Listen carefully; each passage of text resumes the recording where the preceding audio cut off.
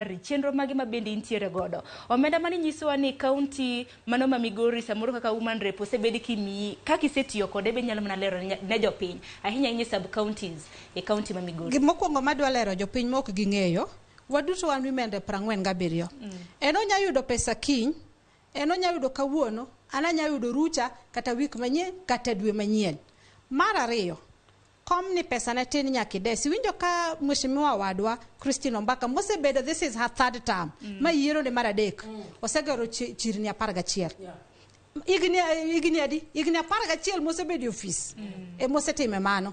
Wan gi ben suda koka watieko kwadhi gi higa, kwatieko higa. Koro nyaka nupim mondo nenyi to gisebede marom nade.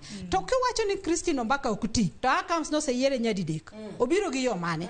Omiyo nyaka jopiny be ng'enyi nitie jok manoko support mok chieng' ne support. But that is okay. Mane miluongo ni demokrasia. An gima nyalo wacho gik masetimo bende ng'eny. Kata iluongo nang'o jomoti napogo blankets e county mangima. Mago duto ne pesa na. Ano ka ng'e ni pesa ngaf, an gima chiwo na chiwo, bed mar ngaf, bed mar osiepena, bende okaland kuma pesa wa. An tek na tiyo ne jopiny. Gima gidwaro en service. Kaka kelo service no. Kata wuod ng'ate monyiero kode to penya ni what is your name? Ochwada e cheka, chiko go Migori. Kikupenya ni pesa wa kanye, kikupenja mar ngaf. Makelo no, yes. But adwa ni ging'e ni ngaf ana sayudo $1.5 million. $1.2 million gi nus basari na chiwo.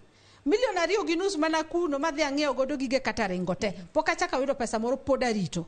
Nikech pesa wa indiko proposal. Proposal no, komiti nyalo kawo dweche 3 pok gibedo piny. Komiti man Nairobi ka office gi ka. Dweche 3 pok gibedo piny. Chieng' ma gibedo piny, ging'iyo gisomo gik mane wacho ni idwa timogo, to gigo exte, gikonyi dog indik manyien. Ichaki ketho dweche moko 5-6, pod irito mana pesa. Koro peswa en pes mar dondruok mar achai, kom mar women rep, ocha right from sirkal to jopiny. Nyalo mana nyiso chenro mabendi intiere gode kinde mabiro. Chenro mar kinde mabiro, namba 2 adhi chiwo basari. Adhi chiwo basari in 2 weeks, adhi chiwo half of it.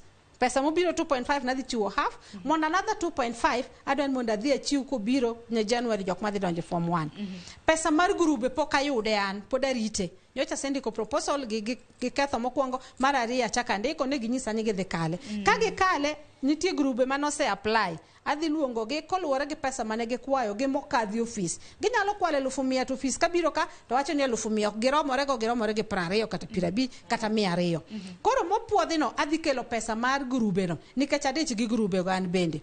Mar adek awacho na adhi kunyo pi magi ok pesa sirkal, pesa ni tin mokanya kuno makunyo go pi an. Kata madam makunyo pi kany. Magi pesa mose panga higni gi te. Kokano mondo rom ne pi ekikuny pi achiel. Pesa sirkal tin to watemo. Kora dhi kunyo pigi adek. Pigi adek gi podi dhi kuny go siepe na mo ataki. Ok mano kende. Adwa yawo factory mar sanitary pad. Mano bendo siepe na madhi yawna.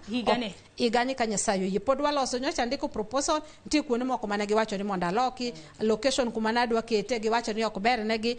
Koro ne giwacho ni mondo awegi gitim study mondo giyier constituency midhi kete. Nikech en pes gi an tek ni gitimo ne jopiny.